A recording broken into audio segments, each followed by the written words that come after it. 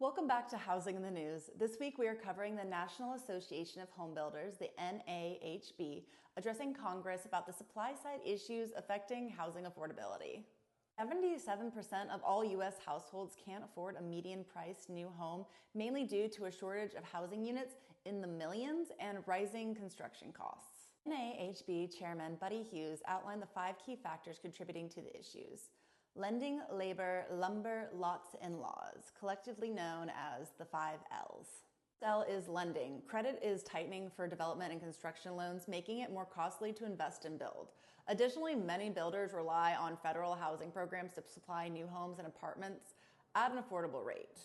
Second L is labor. The construction sector faces a persistent labor shortage of more than 200,000 unfulfilled jobs. Our third L is lumber.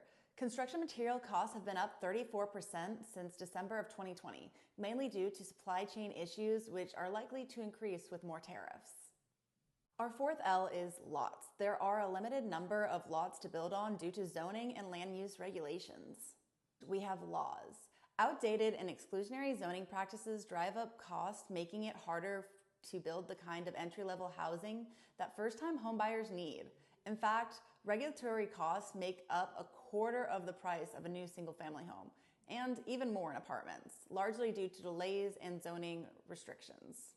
The NAHB has laid out some key recommendations to address the housing affordability crisis. They are urging Congress to protect vital federal programs like the HUD housing vouchers, community development grants, and the low-income housing credit. They also want to strengthen the construction workforce by supporting the Jobs Corps and by passing the Constructs Act to help young people enter the trades. They're calling for a more stable lumber supply by increasing domestic production and reaching a lumber agreement with Canada.